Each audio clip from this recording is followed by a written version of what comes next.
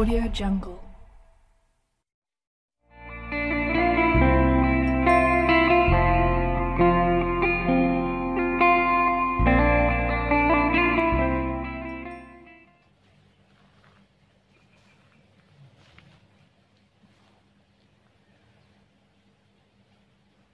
Jumpa lagi bersama saya di kanal YouTube Niko Stipayan.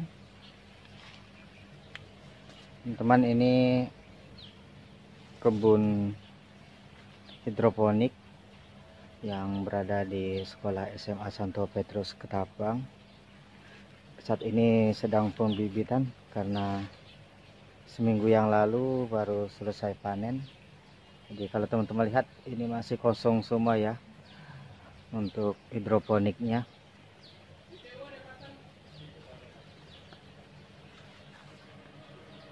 Ya, ini terlihat kosong semua ya.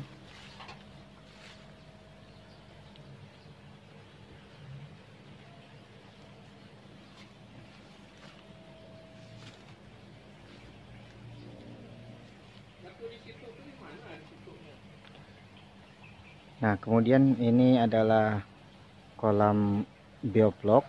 Kita saat ini mengembangkan atau beternak lele. Ini keuntungan dari kebun hidroponik ini, kita bisa langsung ambil nutrisi dari kolam bioflok ini. Jadi kotoran-kotoran lele yang terdapat pada kolam bioflok ini sebagai nutrisi ya untuk di kebun hidroponiknya. Ini beberapa masih kosong ya. Ini baru dipasang bekas spanduk di kelilingnya, jadi belum dipasang terpal.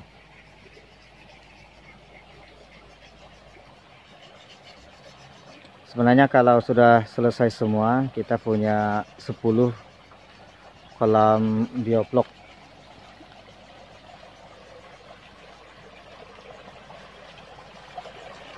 Ini saat ini yang sudah terisi ikan lele atau bibit lele, itu sekitar 4 ya. Ada 4 kolam bioflok yang terisi ikan lele.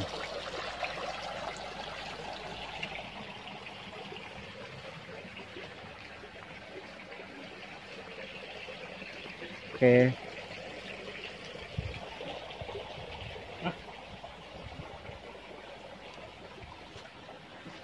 Saat ini kita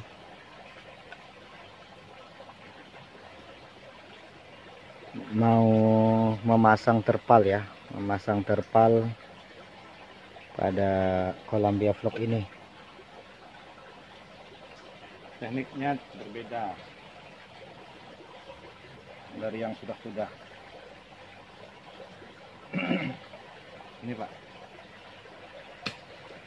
kalau yang sudah-sudah teman-teman, untuk memasang terpal kolam bundar ini harus dipasang karet ya, tapi sekarang tidak perlu dan itu terlalu ribet. Sekarang tinggal kita ambil terpalnya,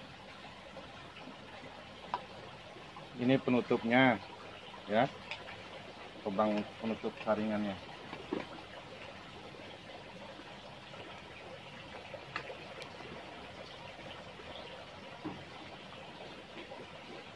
Sekarang kita coba pasang terpalnya.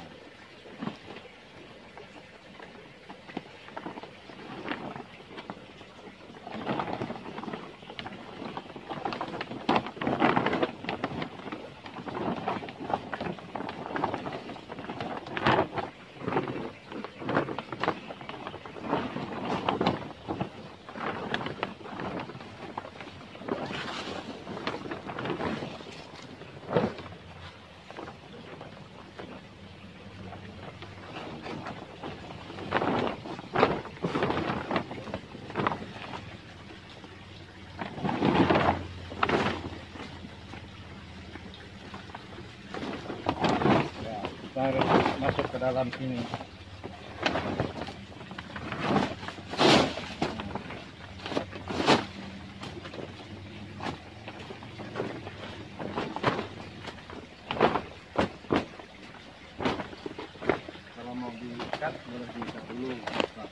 pakai kabel fix. Iya, dulu. Beda berapa? Tapi tahan dulu. Ini harus seimbang. Nah, ini belum seimbang.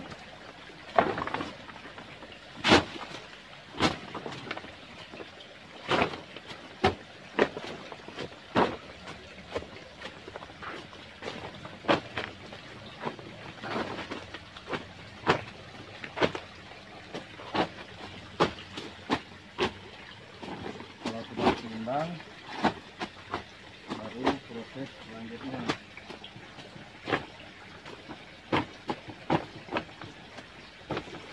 Ya, sepertinya sudah boleh diikat beberapa bagian.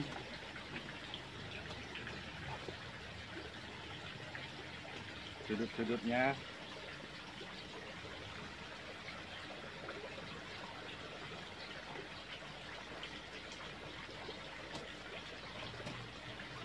Oke, satu.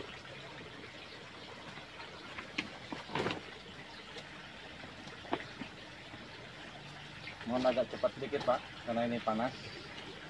Terpalanya juga panas.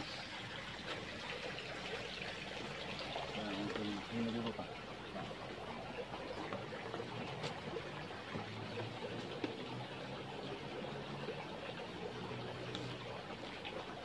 Ya ini Pak Hengki, beliau sehari-hari guru SMA Santo Petrus, salah satu pengelola entrepreneurship khusus bidang perikanan.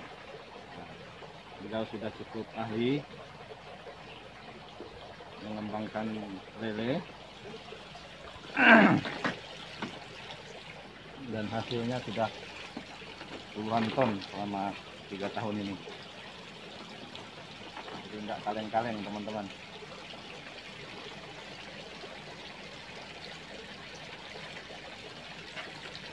Jadi kalau ada yang tertarik mau belajar sharing bersama, kan bisa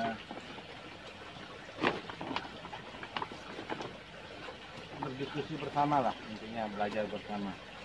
Tidak ada yang lebih pandai, tidak ada yang tidak bisa sama sekali. Semua kita diskusikan karena belum ada metode yang tepat pasti. Apalagi ini biovlog, gampang-gampang susah.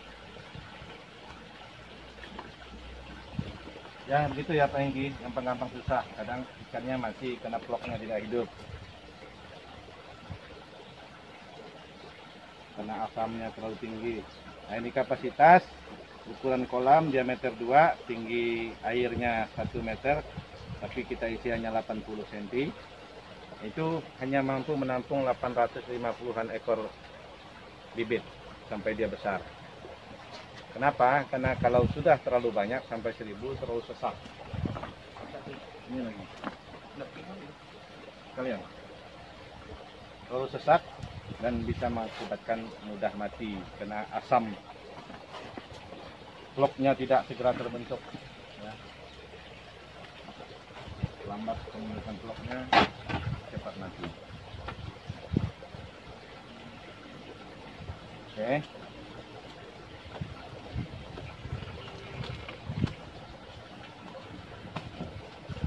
Ya, dimatikan dulu. Sekarang kita akan mencoba untuk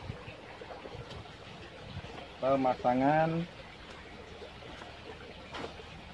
Ya, mana tutupnya tadi Pak?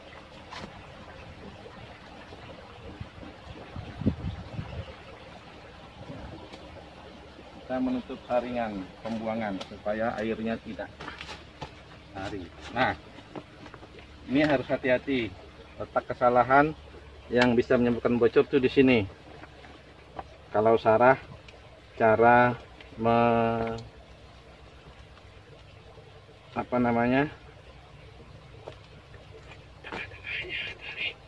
harus tengah.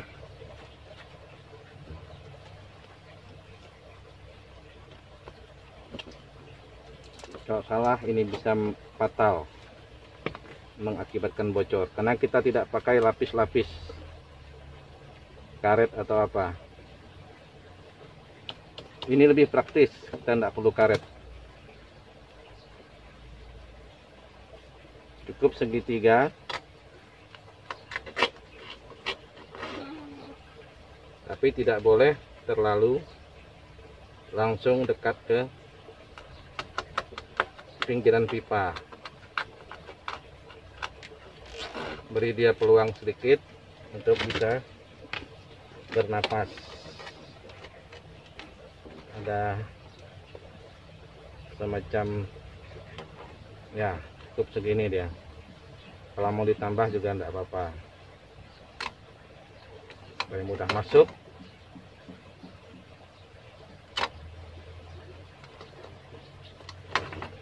Nah, kita sudah mencoba, yang di sana sudah tidak mengalami kebocoran.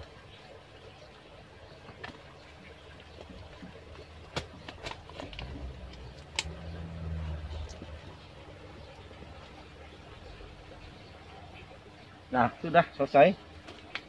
Tolong, Pak. Pegang dulu. Ya, ini praktis, jadi tidak ada lagi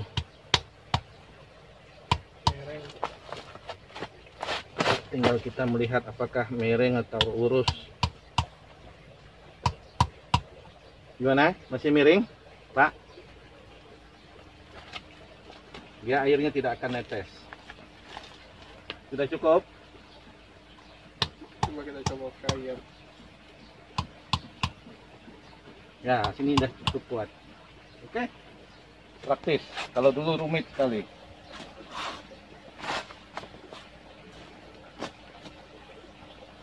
Ya. Oke, selesai.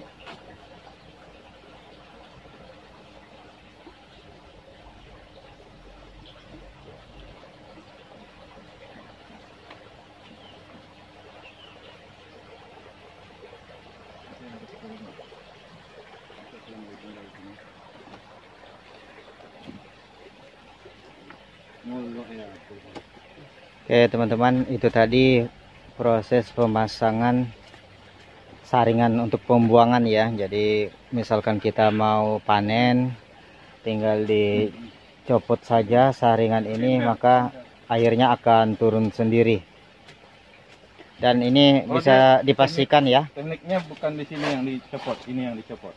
Oh ya, maksud saya ini bukan saringan yang di dalam ini yang dicopot ya. Ini tetap seperti ini. Tapi yang kita copot itu yang di bagian ini ya. Bagian luar sini ya. Ini. Tinggal copot ini. Airnya mengalir lewat sini. Ini lepas. Oke, nanti airnya akan keluarnya lewat sini ya. Jadi yang di tengah itu tetap pada posisinya, tetap seperti ini. Jadi nanti kecuali memang posisi kita mau membersihkan secara keseluruhan ya, baru dicabut. Tapi kalau hanya untuk sekadar panen, biasanya kita cukup cabut bagian luar tadi, saringan di luar saja yang kita copot. Jadi saringan dalam ini tetap pada posisi seperti ini. Ini dapat kita pastikan ya teman-teman, ini tidak akan bocor, air tidak akan keluar melalui saringan yang baru saja dipasang ini. Ya, karena yang sebelah itu pakai metode ini. Ya, jadi pada kolam bioflok ini ya, ini ada bibit ikan lelenya kurang lebih 800-an ekor. Oke. Ini juga teknik yang sama untuk melobangi terpal di bagian penyaringan. Ya, kurang lebihnya sama seperti yang dilakukan pada kolam bioflok barusan tadi. Ini aman ya, tidak ada kebocoran. Anak baru 2 mau nambah gi. Oke, ini tinggal mengisi air saja ya teman-teman. Jadi nanti setelah diisi dengan air, dibiarkan dalam kurun waktu tertentu sekitar 2 minggu ya, dibiarkan kurang lebih 2 minggu. Airnya diganti lagi, nanti baru kita masukkan bibit ikan lelenya. Ini kolam biofloknya semua berisi ya teman-teman ya.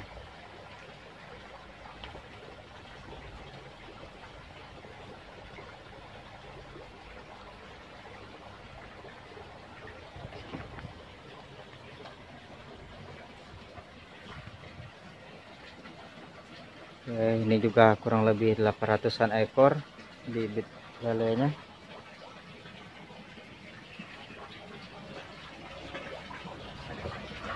Ini juga sama, kurang lebih 800-an ekor yang ditabur di sini. Ini juga sama ya, kurang lebih 800-an ekor.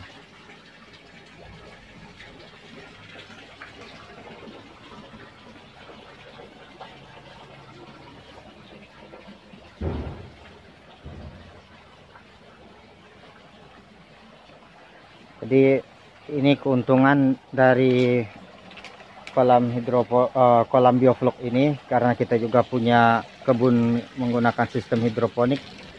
Jadi dari kolam bioflok ini kita bisa ambil airnya untuk sumber nutrisi bagi tanaman yang akan ditanam pada kebun hidroponik ini.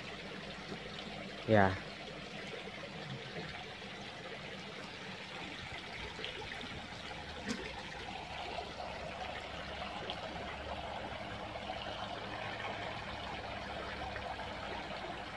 Ini lokasinya di SMA Santo Petrus Ketapang ya.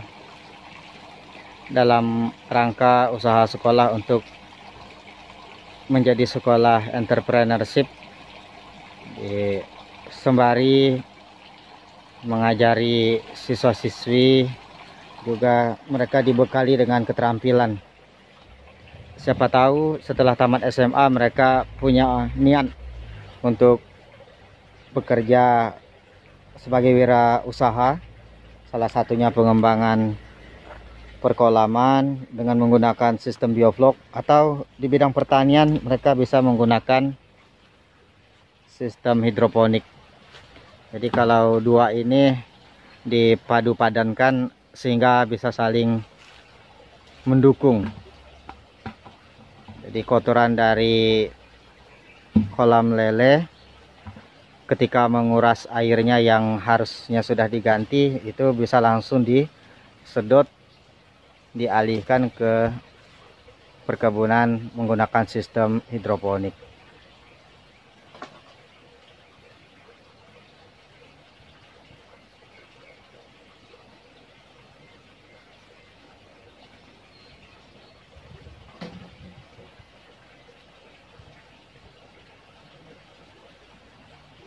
Oke teman-teman, sampai di sini dulu.